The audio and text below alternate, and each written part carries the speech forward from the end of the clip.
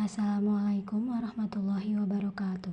Di sini saya akan mempresentasikan mengenai dinamika pasar dalam kewirausahaan Islam, memahami pasar, permintaan, dan strategi segmentation, targeting, positioning.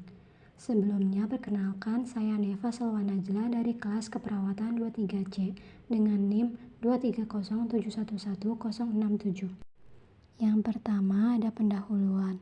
Pasar merupakan bagian penting dalam kegiatan ekonomi dan tidak terpisahkan dari kehidupan sehari-hari.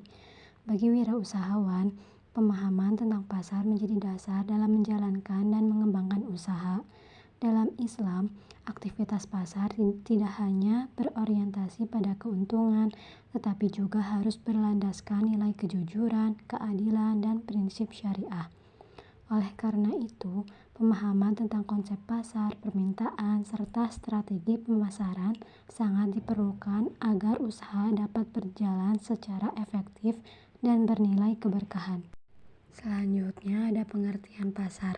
Secara umum, pasar didefinisikan sebagai tempat atau mekanisme bertemunya penjual dan pembeli untuk melakukan transaksi barang atau jasa melalui penentuan harga. Namun, dalam perspektif Islam, pasar memiliki makna yang lebih mendalam, yaitu sebagai sarana distribusi yang harus dijaga keadilan dan moralitasnya. Islam menekankan bahwa pasar harus beroperasi atas dasar kerelaan kedua belah pihak antara din minkum dan bebas dari segala bentuk distorsi seperti penipuan, penimbunan barang, ihtikar, maupun praktik riba. Oleh karena itu, pasar dalam Islam adalah ruang di mana nilai ekonomi dan nilai ketuhanan berjalan beriringan. Selanjutnya ada faktor yang mempengaruhi permintaan. Permintaan pasar dipengaruhi oleh berbagai variabel yang menentukan seberapa besar keinginan dan kemampuan konsumen untuk membeli suatu produk. Faktor utama yang paling berpengaruh adalah harga barang itu sendiri. Secara teori, kenaikan harga akan menurunkan jumlah permintaan. Selain itu, tingkat pendapatan konsumen sangat menentukan daya beli mereka, sementara selera dan tren masyarakat juga turun membentuk pergeseran permintaan terhadap produk tertentu. Faktor pendukung lainnya meliputi harga barang pengganti atau pelengkap, serta ekspektasi atau perkiraan masyarakat mengenai kondisi ekonomi di masa depan. Kemudian di sini ada level definisi pasar. Dalam manajemen pemasaran, pasar dapat dipahami melalui beberapa tingkatan untuk membantu perusahaan menentukan ruang lingkup operasionalnya. Yang pertama ada pasar potensial, yaitu kumpulan konsumen yang memiliki minat terhadap suatu produk. Yang kedua ada pasar tersedia, yang mencakup konsumen dengan minat, pendapatan, dan akses yang memadai.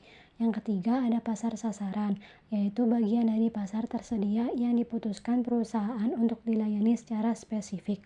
Dan yang terakhir ada pasar terpenetrasi, yang terdiri dari kumpulan konsumen yang benar-benar telah membeli dan menggunakan produk tersebut secara nyata. Selanjutnya ada segmentasi pasar. Segmentasi pasar adalah proses membagi pasar yang beragam menjadi kelompok yang lebih homogen berdasarkan karakteristik tertentu.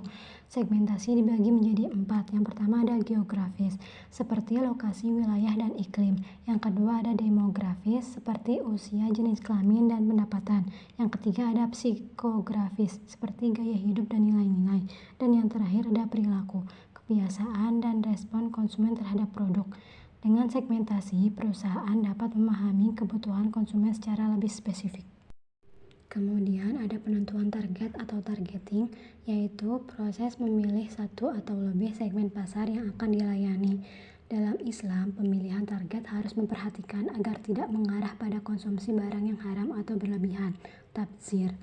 Selain itu, pemilihan target juga didasarkan pada ukuran dan pertumbuhan pasar, tingkat persaingan, serta kesesuaian dengan sumber daya dan tujuan perusahaan.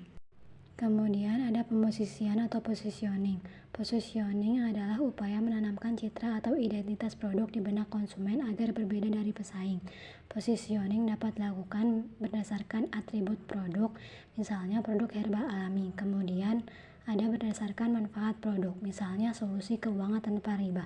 Kemudian ada berdasarkan harga dan kualitas, misalnya kualitas premium dengan harga jujur. Dalam Islam, positioning juga harus mencerminkan nilai kejujuran dan kepercayaan seperti sifat al-amin. Yang terakhir ada kesimpulan, kesuksesan dalam kewirausahaan Islam dicapai melalui integrasi antara pemahaman pasar yang beretika dan penerapan strategi pemasaran yang sistematis. Dengan memahami bahwa pasar adalah sarana distribusi keadilan yang harus bebas dari distorsi, serta jeli dalam menganalisis faktor permintaan dan level definisi pasar, seorang wirausahawan dapat mengambil keputusan bisnis yang lebih akurat. Melalui penerapan strategi segmentasi, targeting, dan positioning yang jujur, bisnis tidak hanya akan tumbuh secara kompetitif dan efisien dalam menjangkau konsumen, tetapi juga mampu menghadirkan kemaslahatan serta keberkahan yang berkelanjutan sesuai dengan nilai-nilai syariah. Sekian presentasi dari saya, kurang dan lebihnya mohon maaf, saya tutup. Assalamualaikum warahmatullahi wabarakatuh.